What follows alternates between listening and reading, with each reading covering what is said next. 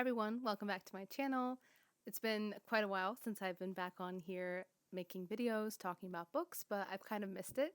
So I wanted to kind of slowly get back into it and we'll see how consistent I can be. I'm not quite sure if I'll be able to regularly put out videos, but I wanted to try at least for the time being.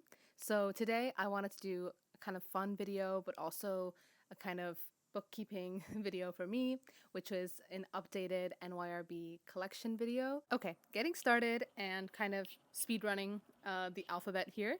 I have a book that I actually really don't like and I should have sold, but it's Speedboat by Renata Adler. She's pretty popular. She wrote for the New Yorker and stuff, and this book has kind of her observations about New York or something.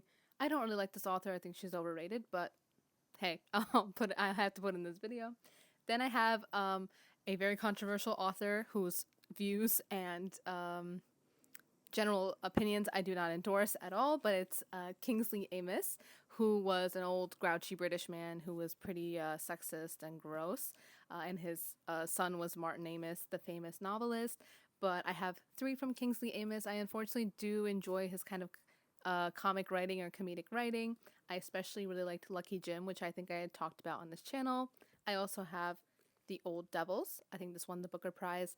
It's about old people living in Wales and they, I don't know, have different opinions on Welsh identity and what Wales should be, and they're all kind of cheating on each other and they're all kind of drunks.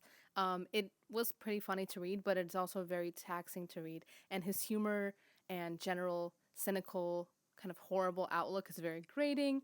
And then I have Ending Up, which is also another kind of geriatric comedy. NYRB has published a lot of his books. I used to own a couple others, but I actually sold them because my tolerance for Kingsley Amis's humor was kind of like, waning, and I was like, I can't do this. But I will admit he is kind of funny. It's just he was kind of a horrible person. So take that as you will. Next I have Oğuz Atay.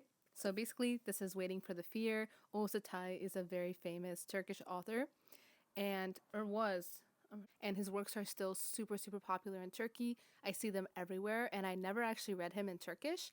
I kind of struggled with his language, and my reading in Turkish isn't super advanced, so I couldn't really get through it. So I was really excited to see that NYRB decided to publish this in English. This came out quite recently. Unfortunately, I didn't really enjoy it. It's not really for me. It's more surrealist, but I would recommend it. Definitely to check out a new kind of author, and especially if you like kind of dark, twisted fiction. So then we have a very different genre. This is Great Granny Webster by Caroline Blackwood.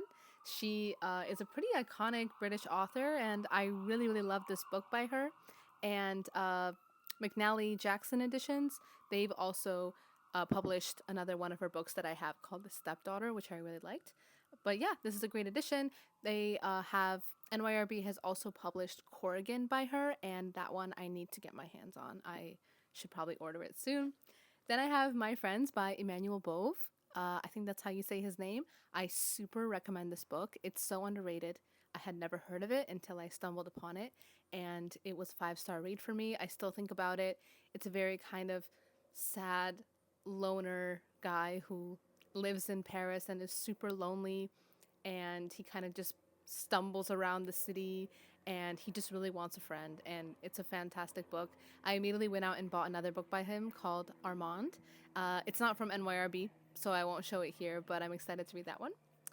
And then I have a big book that I still have not gone around to reading, which is Berlin Alexanderplatz. Again, it's cool that NYRB has published this in their own edition, and maybe one day I will read it and watch the Fassbinder adaptation of it, but I don't know. I don't know if I have time, honestly, in my life. But anyway, then I have The Hearing Trumpet by Leonora Carrington, another icon who I haven't gotten around to reading, but I'm excited to read her.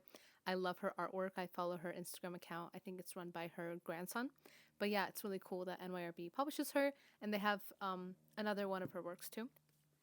Then I have an iconic author who I really love and who's pretty beloved on Instagram as well, and that's Barbara Comyns. So I have three by her: The Juniper Tree, The Vet's Daughter, and Our Spoons Came from Woolworths. These are all really great. I recommend all of them. If you haven't heard of Barbara Comyns, she was a great British kind of mid-century author. She was pretty underrated in her time, and she's become pretty beloved, like I said, and her books have a good kind of whimsical undertone running through them, but they're also pretty dark, but they're also kind of funny. The Vet's Daughter is kind of like Dickensian, if you can call it that, whereas the others are kind of about women that are down on their luck, and sometimes kind of quirky, strange things happen to them. Yeah, she's really amazing. I really recommend her. Then I have another Turkish author that was recently translated into English a couple years ago. It's Ferit Edgü, and he wrote a really famous book in Turkey that was also adapted into a famous kind of movie in the 80s, I believe. And this is two other works from him that are condensed into one edition. I really, really enjoyed this. I would say that you should check it out if you want to read another Middle Eastern author again, and if you have an interest in kind of journalistic fiction, I guess, because this book is kind of about a journalist that's writing from his own perspective, and it's kind of challenging the very perspective of his pen and his camera as he talks to these villagers in the east of Turkey. Then I have an author who I was really excited to get into, and NYRB publishes a lot of his works. His name is Henry Green, another kind of mid-century British author. I have Loving Here by him. I actually had 2 or 3 of his other works from NYRB, and I had to sell them because it was just taking up too much space. And I tried to read one, and I actually didn't mesh with his writing style. But I have yet to read this, so we'll see how I get on with it. Hopefully it's good. Then I have Schlump, which is a really interesting German novel about the First World War. Another kind of NYRB find that I had never heard of. I really recommend this. I enjoyed it. It's a little kooky and weird, as you can see by the cover. And then I have my iconic Ginzburgs. I won't go on too long because I've talked about her a lot, but I have 3 here from her that NYRB have published. These are all really amazing. I really highly recommend this edition, which is Family and Borghesia, so 2 kind of novellas put into one, and they're really amazing. I really recommend Natalia Ginzburg. That's kind of all I can say. Next, I have my Vasily Grossmans from NYRB, so they've published a ton of his books, luckily. So I have Stalingrad here, which is a really cool edition. I've talked about this before, so I won't go on for too long. Then I have Life and Fate, another huge book or tome, and then I have 2 others. So I have The Road, which has really interesting photographs from Grossman himself here, and some others. And then I also have Everything Flows, which I have yet to read. They've also published a few other of his works, so it's really amazing that they have a whole kind of Grossman collection, and I enjoy all of the kind of introductions of all of these works as well. On to the kind of next batch of books. So I have here The Invisibility Cloak by Ge Fei, who is a Chinese author. I really enjoyed this short little novel. It was kind of surreal and strange at the end. Then I have Dead Souls by Gogol, which I still have not read. One day I will get around to it. Then I have 3 from Patrick Leigh Fermor. These are all kind of travel logs following this British man's travels through, I think, Eastern Europe. Some of them he's in Turkey, or modern day Turkey at least. And NYRB has a lot of his other works where he's traveling through other parts of the world. They're pretty interesting. They're not always super fun to read, but definitely something to check out if you're interested in that kind of writing. Then I have Good Behavior by Molly Keane. This was, shortlisted for the Booker Prize, and Molly Keane is an Irish author, I believe. I still have not been able to read this, but this is really high up on my TBR. Next, I have a Tove Jansson book, who is, again, really popular, probably doesn't need much introduction. I only have Fair Play by her, but NYRB has a ton of her other books that I really want to check out. Then I have kind of 2 European authors. So this is 3 Summers by Margarita Liberaki, who was a Greek author. Apparently this is a really kind of popular book in Greece. I think it's like assigned in schools and stuff like that. At least that's what it says, I think, in the introduction. This one was a fun read. Didn't really stick with me that much, but it has very nice scenery, and it's kind of a fun family drama. Then I have Lies and Sorcery by Elsa Morante. This came out more recently. I was really excited to see that NYRB were publishing this. I haven't read from this author yet, but I do love kind of, again, mid-century Italian women authors. I haven't gotten around to reading this yet. I've heard some mixed reviews. I think it's, obviously it's very long, but it's also kind of tough to stick with the narrative, I believe.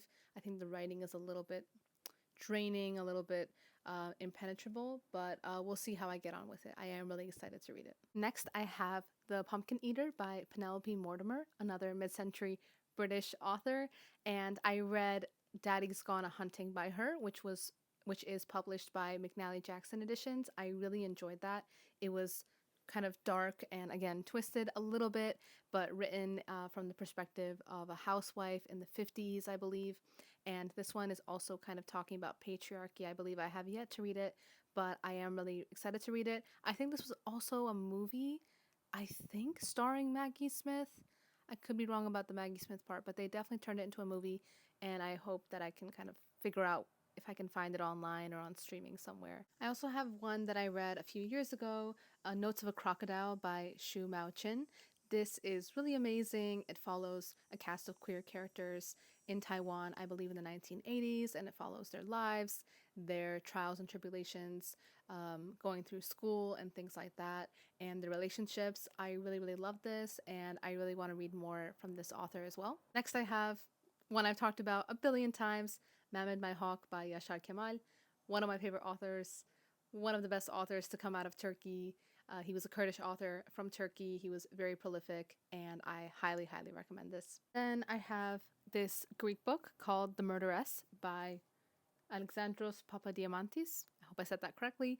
This is a really interesting novella, and it's kind of mythical, and it's set on an Aegean island. I really recommend this. It's really underrated. Then I have a Pushkin that I have not read. This is The Captain's Daughter.